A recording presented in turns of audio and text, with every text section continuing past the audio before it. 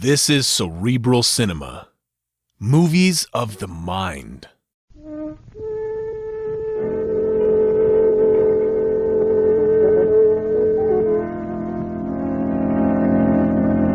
The Adventures of Sherlock Holmes, starring Basil Rathbone and Nigel Bruce.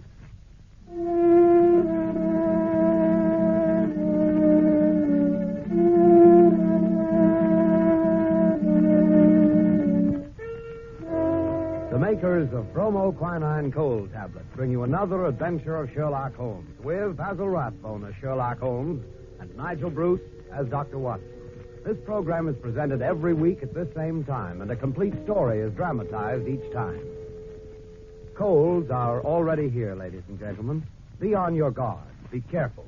The so-called common cold may be the start of more serious illness. At the first sign of a cold, take famous bromoquinine tablets. Bromoquinine tablets act promptly and decisively to relieve the discomforts of a cold. They help reduce the fever of a cold. They give you the results you want in the time you want. Yes, at the very first sign of a cold, let it be bromoquinine cold tablets.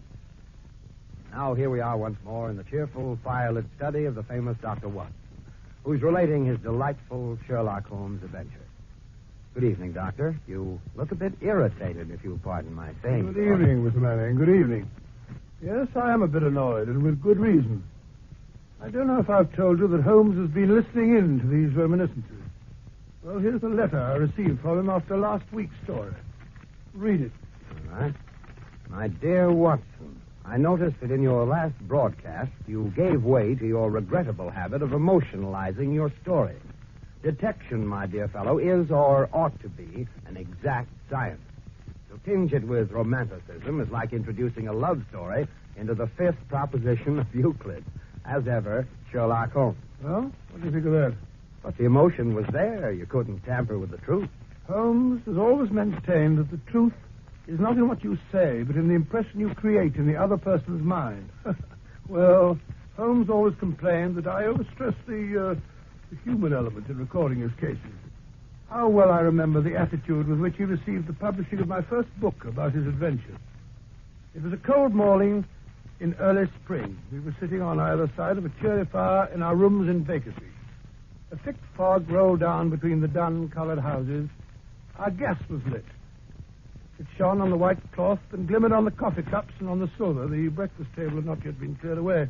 Holmes had been silent all the morning, smoking his long cherrywood pipe, which usually displaced his favorite clay when he was in a disputatious mood. Altogether, he was not in the best of tempers.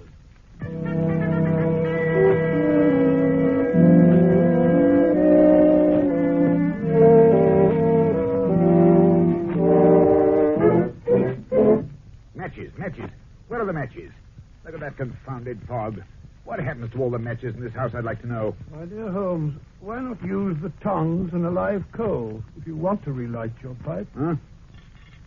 Oh! I burned myself. For heaven's sake, Holmes, stop stuttering. Something's annoying you. Why not get it off your chest? It's that confounded book of yours. What? Sensationalism, Watson. Rank sensationalism. You're always placing the emphasis on the crime. Crime is common, logic is rare. You should stress the logic. You have degraded what should have been a course of lectures into a series of tales. Now, really, Holmes, that's not logical.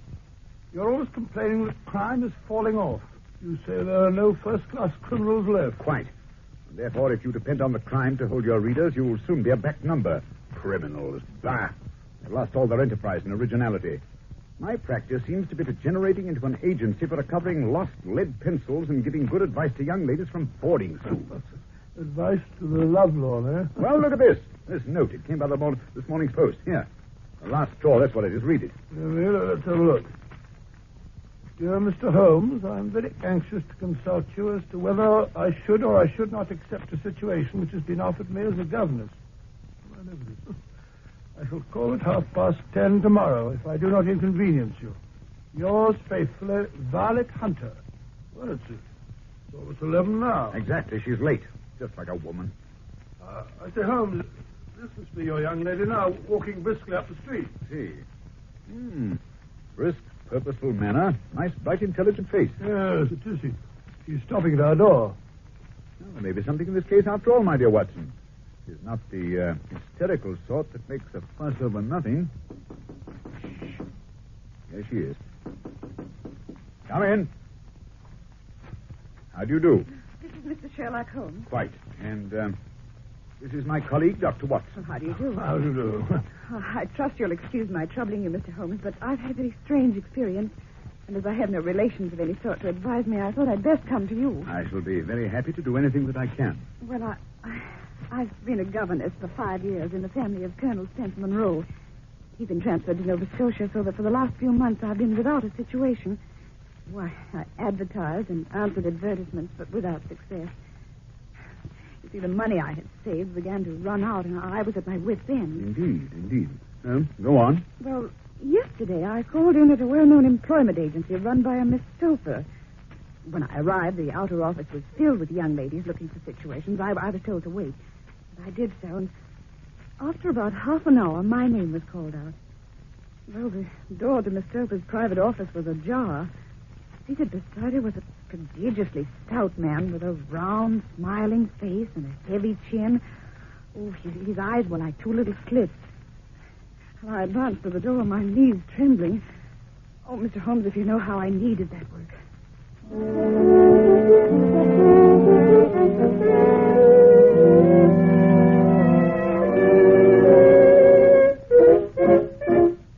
Come in, my dear. Come in. Mr. Newcastle, this is Miss... what is your name, my dear? Miss Hunter, Violet Hunter. Oh, yes, Miss Hunter. Oh, capital. I couldn't ask for anything better. I'm sure you'll do, Miss Hunter. Well, I hope so, Mr. Newcastle. You're looking for a situation as a governess? Yes, sir. And what salary do you ask? Well, I had £4 a month in my last place. £4. Rank sweating. How anyone could have the audacity to offer that to a lady with such attraction, such accomplishments. A lady fitted for the rearing of a child who may someday play a considerable part in the history of this country. Oh, your salary with me, madam, would commence at £100 a year. 100? Oh, Mr. Newcastle. And furthermore, it is my custom to advance my young ladies half their salary beforehand. May I ask where you live, Mr. Newcastle? Hampshire, a charming rural spot. The Copper Beeches is the name of the place, 5 miles north of Winchester. Oh, the dearest old house. And what would be my duty? One child, a dear little romper, age 6. Oh, if you could see him killing cockroaches with a slipper. Smack, smack, smack. He's gone before you could wink.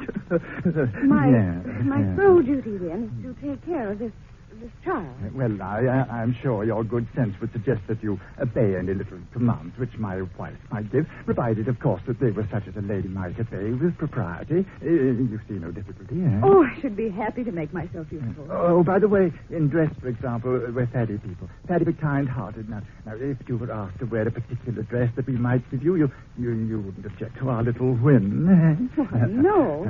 Or to sit here or there, that wouldn't be offensive to you? Why, no. Or to cut your hair short before you come to us. My hair? Oh, yes, it's quite essential. It's a little fancy of my wife's, you see. And ladies' fancies, my dear Miss Hunter, must be consulted. But my hair... Oh, no, I couldn't. No, what a pity. Well, in that case, Miss Stoper, I'd best inspect a few more of your young ladies.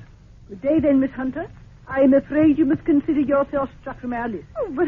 You can hardly expect us to exert ourselves to find another such opening for you. But, Miss Stoper... Good day, Miss Hunter. Oh, just a minute, Miss Stoper. Let's not be too hard on the young lady. After all, my request was a little sudden. Perhaps, Miss Hunter, you'd like 24 hours in which to consider the matter. And in view of the fact that you have particularly beautiful hair, I might be willing to raise the salary to £120 a year to recompense you for our little eccentricities. Yes.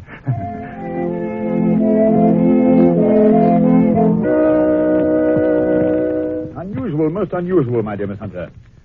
What do you make of it, Watson? Well, perhaps the gentleman's wife is a lunatic, and he wishes to humor her offences in order to prevent an outbreak. Possibly, Watson, possibly. Yes, In any case, it doesn't seem a nice household for a young lady. But the money, Mr. Holmes, the money, and I need it so. Well, yes, the pay is good. Too good. Why should they give you £120 when they can have their pick for 40? There must be some strong reason. But I have no choice. Then you've made up your mind to accept? Yes, I must. I thought if I told you the circumstances, you would understand afterwards if I wanted your help. Mr. Holmes, I should feel so much stronger if I knew you were behind me. Certainly you may carry that feeling away with you. And if at any time you should find yourself in danger... Danger? Well, what danger could there be? My dear Miss Hunter, it would cease to be a danger if we could define it. But remember, at any time, day or night, just telegraph me, and we'll come to your help. Thank you, Mr. Holmes. Thank you.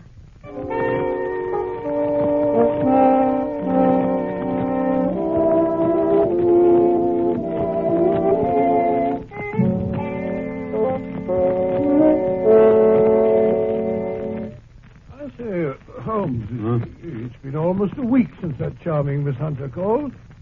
Conditions must be pretty good at the copper Beeches, or we'd have heard from her. You never know, Watson. You never know. She may not be able to get to a telegraph office. Huh? Nonsense, Holmes. Nothing very dreadful can happen out in the open country like that. That's where you're wrong, Watson. My experience that the vilest alleys in London do not present a more dreadful record of sin than does this smiling, beautiful countryside. Holmes, you give me the creeps. What do you mean? The pressure of public opinion is greatest in the towns. There is no lane so vile that the scream of a tortured child or the thud of a drunkard's blow does not beget sympathy and assistance from the neighbors. But the countryside, my dear Watson, filled with its lonely houses, think of the hellish cruelty, the hidden wickedness. Why, it may go on year in, year out in such places, and no one the wiser. Had our young friend gone to Winchester, I should not have had this fear for her safety. It's the 5 miles of country which makes the danger. See what it is, Watson. Oh, thank you, sir. Telegram for you, Holmes. Give it to me. It's from Miss Hunter. Oh, well, what'd she say? Come at once. We'll meet you at the Black Swan Hotel, Winchester, at 3 this afternoon. And at my wits' end, don't fail me. What do you suppose has happened? Hurry, Watson. We've no time to lose. There's a train from Waterloo Station in half an hour. If we can only get to her in time.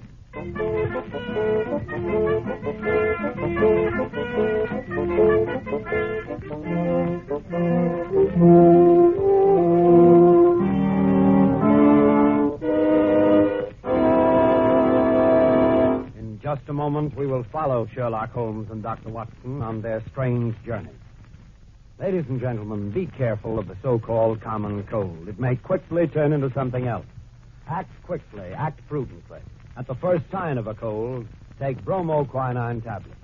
Bromoquinine tablets promptly relieve the distress of a cold. They help reduce the fever of a cold. Bromoquinine tablets are effective for 2 very good reasons. First, they're made especially for the relief of a cold symptom. Specialized medication, in other words. Second, they work internally. They get out of cold's discomforts from the inside, which is the way you want. Be businesslike in your treatment of a cold misery. Take a businesslike preparation. Bromoquinine tablets. You can get these famous tablets at any drugstore in America, a few cents a box. Be sure you ask for Bromo, B-R-O-M-O, quinine, Q-U-I-N-I-N-E. Bromoquinine cold tablets.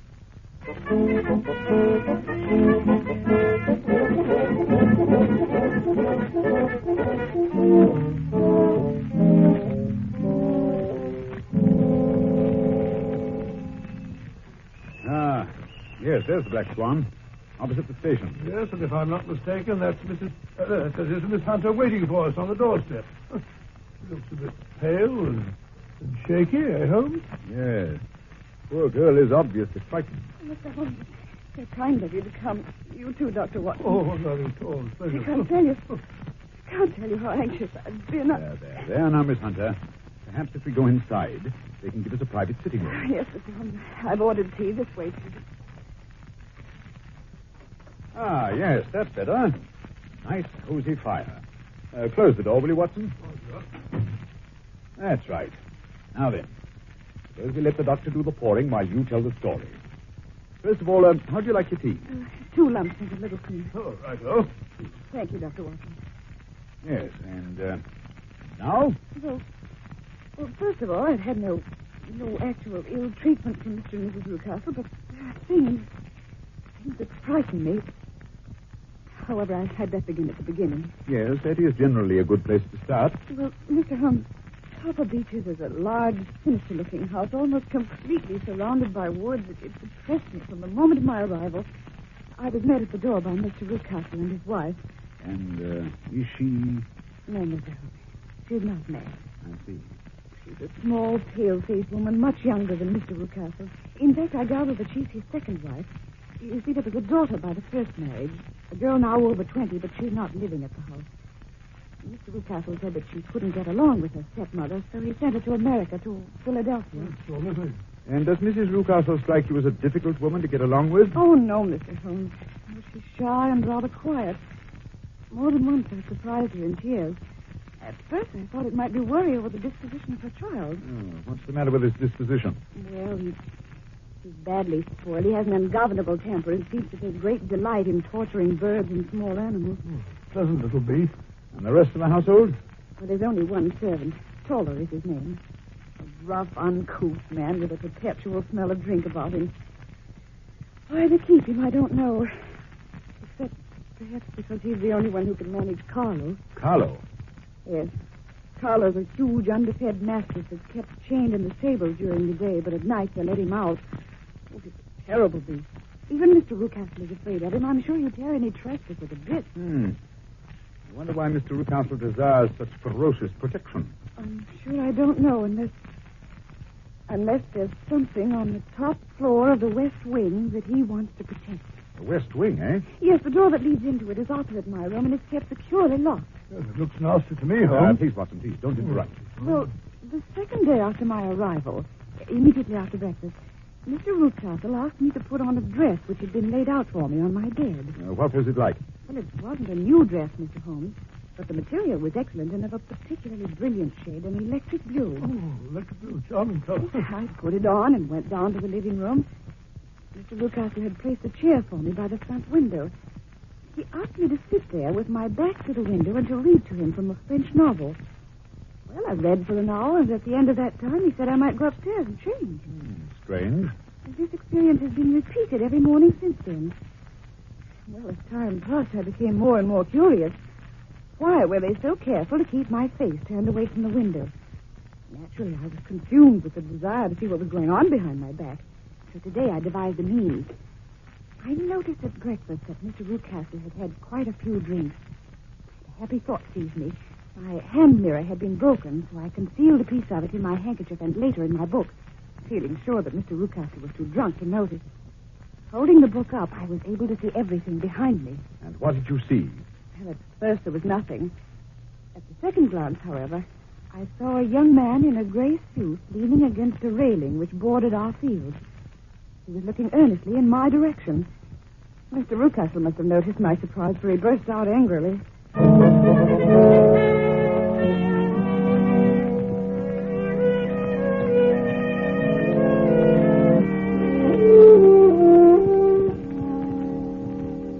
Really, Miss Hunter, your attention must be wandering. That's the second time that you've read that passage. Oh. Furthermore, there's an impertinent fellow up the road who keeps staring at you. Is he a friend of yours? Oh, no, Mr. Rucastle, I don't know anyone around here. Well, kindly turn around and motion him to go away. Oh, wouldn't it be better not to notice him? Do what I tell you. I really don't encourage you to have any followers. Very well, Mr. Rucastle. There. Impertinent fellow. That will be all for this morning, Miss Hunter. You may go to your room. Oh, but Mr. Rucastle, I hope you don't... Go to your room, I say. Yes, sir. And after this, you needn't bother to wear that blue dress. Oh, dear, what a frightful household. Oh, if I could only get away from here, it's all so depressing. What? But he's left the key in the door to the west wing. He must be drunk. I wonder what's inside. Oh, it wouldn't hurt to take just one look. Oh, how dark it is. Empty. Wait. 3 doors. Well, the middle one is barred at the end of an old iron bedstead. I wonder why. Oh, goodness, it's so in here. What was that? Oh, it must have been a bat. Someone's in there. Or maybe it's something. I can't stand it. Too eerie. I've got to get out of here. I've got to get out. Oh, dear, there comes Mr. Rucastle up the stairs. Oh, Mr. Rucastle. Mr. Rucas! It was you, then. I thought it must be when I saw the door open. Oh, I'm so frightened. My dear young lady, and what frightened you? Well, I was foolish enough to go into that vacant wing, but it was so lonely and eerie, and a bat swooped down into my face. Is that all? Well, what else could there be? Why do you suppose that I keep that door locked? I'm sure I don't know. It's to keep people out who have no business there, you see. I'm sure if I'd known it. Well, you know now, my dear young lady. And if you ever put your foot over that threshold again, I'll throw you to the mat.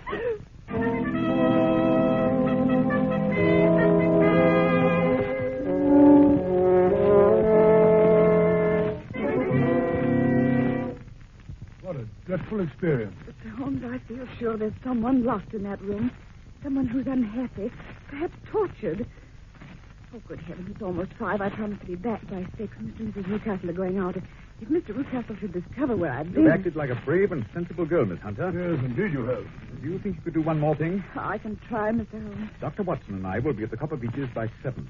The Newcastles will be gone by that time, and I don't imagine the mastiff will be let loose until they return. Oh, no, Mr. Holmes. It would be too dangerous for them to get back to the house. Good. We will hope that Toller is still drunk. At any rate, you must get us into the house. We must explore the west wing. I'll do my best, Mr. Holmes. Now I must hurry. Goodbye, gentlemen. Goodbye. Goodbye, Miss Hunter. Well, my dear Holmes, what do you make of it all? The blue dress and the man in front of the house. Obviously, they've had someone had her impersonating someone. Someone young whose hair has been cut off during an illness. That someone is probably the person imprisoned in the west wing. Sinister. That is not the most sinister part of Miss Hunter's story. Oh, what is that? The unpleasant disposition of the child. Oh, what's that got to do with it? My dear Watson, as a medical man, you know that a child's tendencies can be discovered by a study of the parents. But heredity as a science could be worked backwards as well. You can get a good insight into the character of the parents by studying the children. This child is cruel, abnormally cruel. He probably inherited it from one of his parents. I only hope nothing serious happens before 7 o'clock tonight.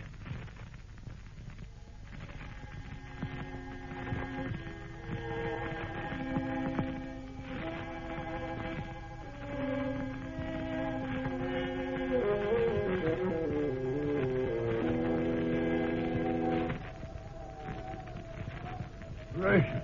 What a night. First thunderstorm of the season. Listen to that dog.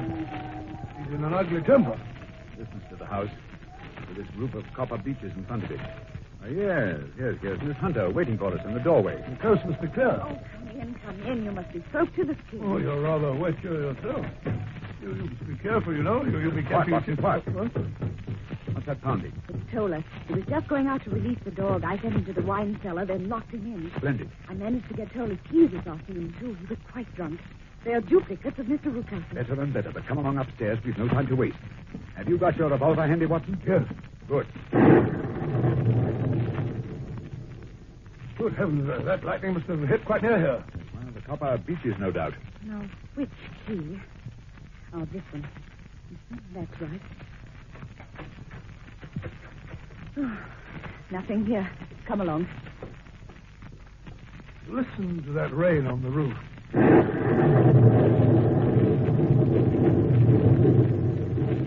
The middle door, you said. Hello in there. No answer. I don't like that. Watson, help me remove this bedstead, will you? Sure. That's right. All right, tied it one side. Here, cut the rope. Just a bit. That's it. The door's locked. Oh, we must break it open then. Come on. 1, 2. Hello. There's no one here. That villain Rucastle has made away with the prisoner. You may be right. He's probably been carried off. Yes, but how? Through the skylight. It's still open. Shut that table over here. What are you going to do? Stand on it, of course. Yes. 2 pairs of footprints. And there's a ladder resting against the eaves. So that's how he did it. But that's not possible. The ladder wasn't there when the Rucastles went away. Then he must have come back. He's a dangerous and clever man. Listen. Yes. I think I hear his steps on the stairs. Oh, Mr. Holmes, you'll kill us all. I thought I'd find you here. You villain, what have you done with your daughter? I'm the one that should ask that. You thief, you robbers. I've caught you. You're in my power. I'll fix you. Hello. Hello. I'll fix He's going to get the dog. We'll be torn to shreds. Quick, Watson. We must close the front door. Right, you're home. Let me out, Mr. Rucastle. Loose the dog. He'll kill Mr. Rucastle. Oh, quick. It'll be too late. Hold on. Here are the keys, Miss Hunter. Let him out. All right. Baby! Oh, it's Carlo. He's got Mr. Rucastle by the throat. Quick, Watson, give me your revolver. Careful you don't hit the man by mistake. Shut up and stand back, Watson.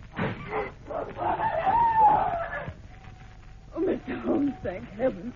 You've killed Carlo. I thought it was too late. It's so horrible. I think I feel... Watson and Tola, bring Rucastle into the house, will you? Oh, I feel so strange. Weak.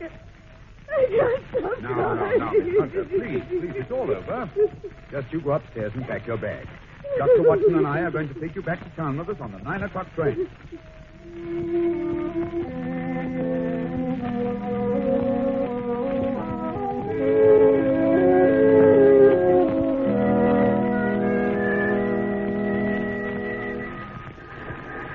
So you think, Watson, that Rucastle will live? I'm afraid so, Holmes. Oh, I'm so glad to get away from that dreadful place. I say, Holmes, just what did happen to the prisoner in the West Wing, and who was it? It's all so disgustingly simple, my dear Watson. It's Rucastle's daughter, as I suspected. It seems that she had inherited some money from her mother, who was Rucastle's first wife. When she threatened to get married and take a small fortune with her father tried to get her to sign a paper giving the money to him. He worried her until she got brain fever and had to have all her hair cut off. Oh, what a brute. I got all these details from Tiller. Still, her young man stuck to her, and she to him. After that, Mr. Rucastle locked his daughter up and brought Miss Hunter down from London in order to impersonate her, get rid of the persistent suitor. This young gentleman, however, was a persevering chap, and having greased Toller's palm very thoroughly, he learned the true state of affairs. With the help of Toller and a long stepladder, he rescued his fiancée. They're now headed for Southampton with a special license, and this time Miss Rucastle, or rather Mrs. Fowler, is really going to America on our honeymoon. Oh, it is quite romantic, isn't it, Holmes? You and your romance, Watson. You're a regular old woman. Well, I'm glad we were able to help the poor thing, but I wouldn't go back to that house again. Not for twice the salary. Oh, that reminds me, Miss Hunter. I was talking to a friend of mine about you the other day. She has a private school in Walsall.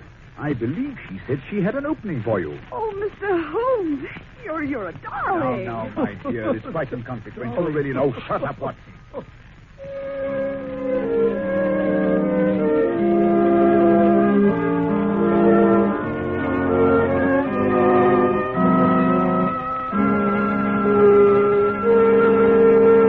Well, Dr. Watson, you certainly had some exciting times when you were living with Sherlock Holmes. I certainly did, Mr. Manning. Those were the days. Tell me, never a dull moment.